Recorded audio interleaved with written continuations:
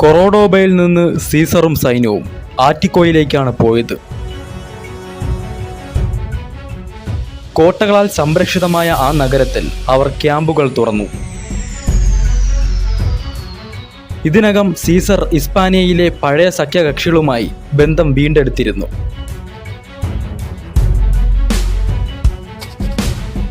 അവരുടെ സഹായത്തോടെ കൂടുതൽ സൈനികരെ അദ്ദേഹം നിയമിച്ചു. വിപുലമായ സൈന്യത്തിന് ഭക്ഷണവും വെള്ളവും കണ്ടെത്താൻ ഈ സൗഹൃദങ്ങൾ സഹായിച്ചു. ആറ്റിക്കോയിൽ സീസറെ അനുകൂലിക്കുന്ന ഗോത്രങ്ങളുടെ എണ്ണം കൂടി. അവർ ആ നഗരം സീസറിന് കൈമാറാൻ തയ്യാറായി.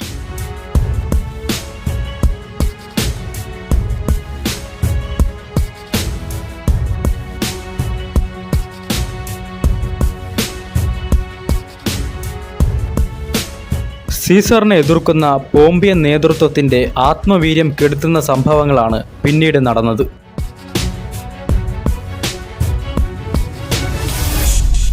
സീസറിനൊപ്പം ഒപ്റ്റിമേഴ്സിനെതിരായ യുദ്ധത്തിൽ പങ്കെടുത്ത ധാരാളം സൈനിക ഉദ്യോഗസ്ഥരും സൈനികരും പോംപിയൻ പക്ഷത്തേക്ക് കൂറുമാറിയിരുന്നു.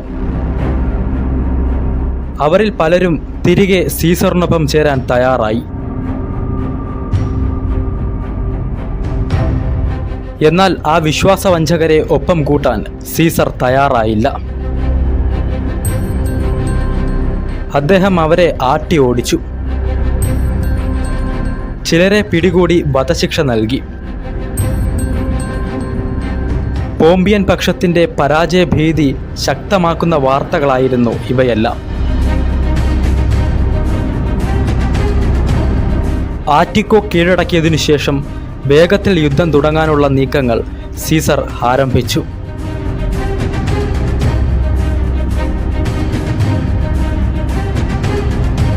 സൽസോം നദിയുടെ കരയിലുള്ള പോംപിയൻ ക്യാമ്പിന് അരികിലായി സീസർ ഒരു ക്യാമ്പ് നിർമ്മിക്കാൻ ഒരുങ്ങി.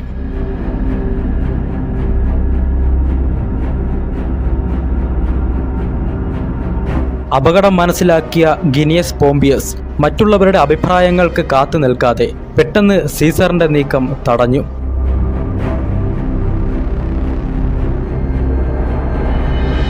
ഗിനിയസ് പോംപിയസിന്റെ ഒറ്റയ്ക്കുള്ള ചെറുത്തുനിൽപ്പ് സാഹസികമായിരുന്നു.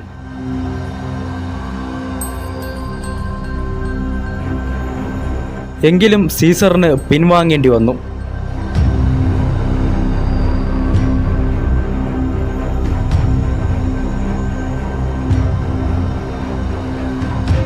സൈനിക താവളത്തിന്റെ നിർമ്മാണത്തിൽ നിന്ന് പിന്മാറിയെങ്കിലും യുദ്ധം ആരംഭിക്കാൻ പോംപിയൻ സേനയ്ക്ക് മേൽ സമ്മർദ്ദം ചെലുത്തുകയായിരുന്നു സീസറിന്റെ ലക്ഷ്യം.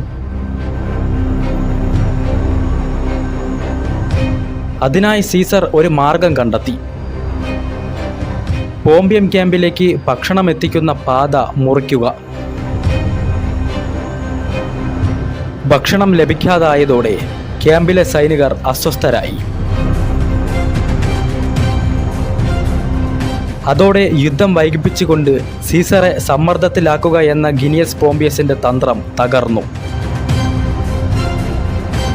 യുദ്ധം ആരംഭിച്ചു.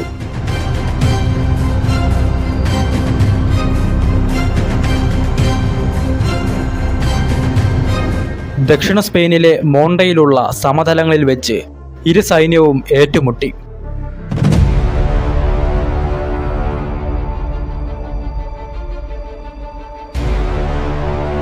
യുദ്ധം തുടങ്ങി മണിക്കൂറുകൾ പിന്നിട്ടിട്ടും ആർക്കും മേൽക്കൈ നേടാൻ കഴിഞ്ഞില്ല.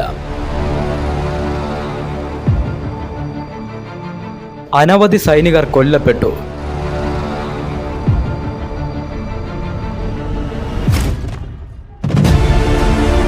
സാധാരണ യുദ്ധങ്ങളിൽ വിജയിക്കാൻ വേണ്ടി പോരാടിയപ്പോൾ മോണ്ടയിൽ നടന്ന യുദ്ധത്തിൽ ജീവൻ നിലനിർത്താൻ വേണ്ടിയാണ് താൻ പൊരുതിയതെന്ന് സീസർ പോലും പറഞ്ഞു.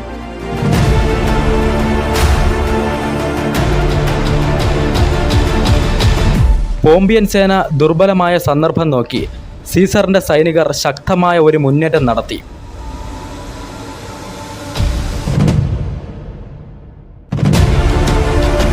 എതിരാളികളെ നിർദാക്ഷിണ്യം കൊന്നു വീഴ്ത്തിക്കൊണ്ടായിരുന്നു ആ മുന്നേറ്റം. ആ യുദ്ധക്കളത്തിൽ 30,000 പോംപിയൻ സേനാനികൾ മരിച്ചു വീണു.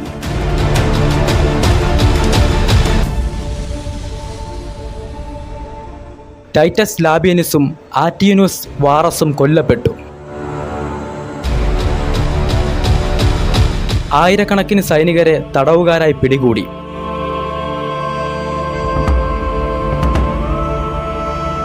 സീസറിന്റെ കയ്യിൽപ്പെടാതെ പോംപി സഹോദരന്മാർ 2 പേരും രക്ഷപ്പെട്ടു.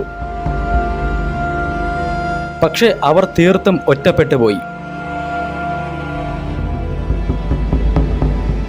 തടവുകാരായി പിടികൂടിയവരിൽ അധികം സൈനികരെയും വധശിക്ഷയ്ക്ക് വിധേയരാക്കുകയാണ് സീസർ ചെയ്തത്. ടൈറ്റസ് ലാബിയനുസിനും ആഫ്രിക്കയിലെ ഗവർണറായിരുന്ന ആറ്റിയൂനസ് വാറസിനും ഔപചാരികമായ മൃതസംസ്കാര ചടങ്ങുകൾ സീസർ അനുവദിച്ചു.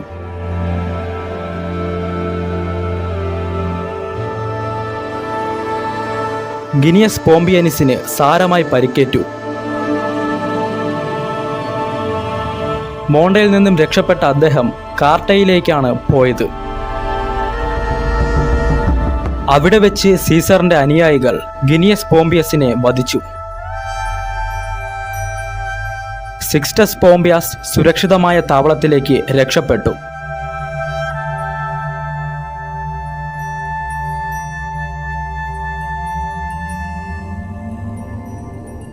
മോണ്ടയിലെ വിജയത്തിനു ശേഷം സീസർ ഇസ്പാനിയയിൽ ഒരു ചെറിയ പടയോട്ടം നടത്തി.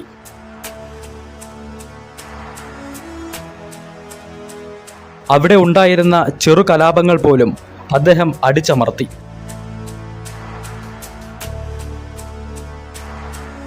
പുതിയ കലാപങ്ങൾ ഉണ്ടാകാതെ നോക്കാൻ ക്വിൻറ്റസ് ഫാബിയസ് മാക്സിമസിനെ ചുമതലപ്പെടുത്തി.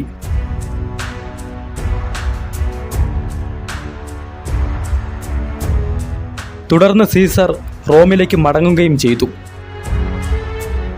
ഇനി തനിക്ക് പരാജയമില്ല എന്ന ഉറച്ച വിശ്വാസമാണ് മടക്കയാത്രയിൽ സീസറെ നയിച്ചത്.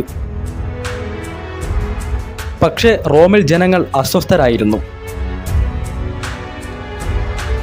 സീസർ പരാജയപ്പെടുത്തിയതും കൊലപ്പെടുത്തിയതും റോമിൻ്റെ വീരപുത്രന്മാരെയാണ്. പ്രത്യേകിച്ചും ഗിനിയസ് പോംപിയസിൻ്റെ മരണം റോമൻ ജനതയെ വേദനിപ്പിച്ചു. ജനങ്ങൾക്ക് സീസറോടുള്ള ആരാധന ഭയമായി മാറി. സീസർ അത്തരം കാര്യങ്ങളൊന്നും അറിയുകയോ ശ്രദ്ധിക്കുകയോ ചെയ്തില്ല.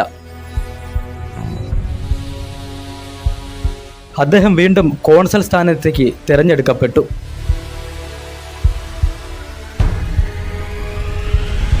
രണ്ടുപേർ ഒരുമിച്ച് കോൺസൽ സ്ഥാനത്തേക്ക് തിരഞ്ഞെടുക്കപ്പെടുന്ന കീഴ്വഴക്കത്തിന് പകരം സീസർ തനിയെയാണ് ഇത്തവണ മത്സരിച്ചതും വിജയിച്ചതും.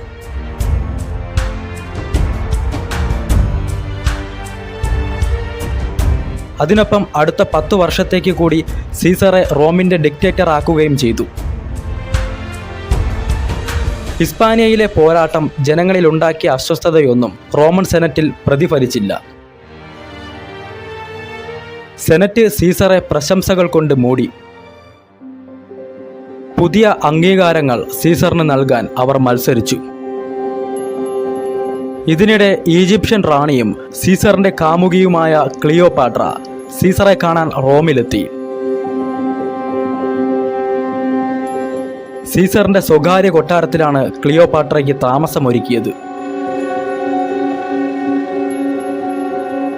ക്ലിയോപാട്രയുമായുള്ള ബന്ധം പരസ്യമാകുന്നത് സീസറെ ബാധിച്ചില്ല. പക്ഷേ ക്ലിയോപാട്രയുമൊത്ത് തൻ്റെ ഭാര്യ കാൽബർണയുടെ മുന്നിൽ പ്രത്യക്ഷപ്പെടാതിരിക്കാൻ സീസർ ശ്രദ്ധിച്ചു. കാൽബർണിയ സീസറിന്റെ സ്വകാര്യ താൽപ്പര്യങ്ങൾക്കൊന്നും ഒരിക്കലും തടസ്സം നിന്നില്ല. റോമൻ ജനതയുടെ കുടുംബ സാങ്കല്പത്തിനനുസരിച്ചുള്ള ഒരു ഉത്തമ കുലീന സ്ത്രീയായി അവർ ജീവിച്ചു.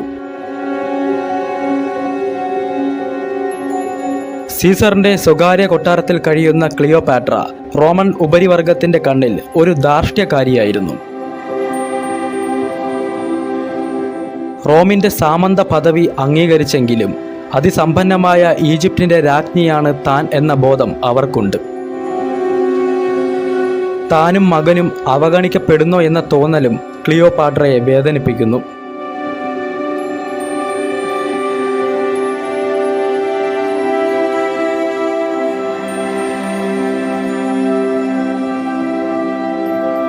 ഹിസ്പാനിയയിൽ നിന്നും മടങ്ങിയ സീസർ ഒരു വിൽപത്രം തയ്യാറാക്കി. കാൽബർണിയയ്ക്കോ ക്ലിയോപാട്രയ്ക്കോ അതിൻ്റെ ഉള്ളടക്കത്തെക്കുറിച്ച് ഒരു ധാരണയുമില്ല. എങ്കിലും ക്ലിയോപാട്ര ഒരു കാര്യം പ്രതീക്ഷിച്ചു. തൻ്റെ മകൻ സീസറോയൻ തന്നെയായിരിക്കും സീസറിൻ്റെ പിൻഗാമി എന്നായിരുന്നു ആ പ്രതീക്ഷ.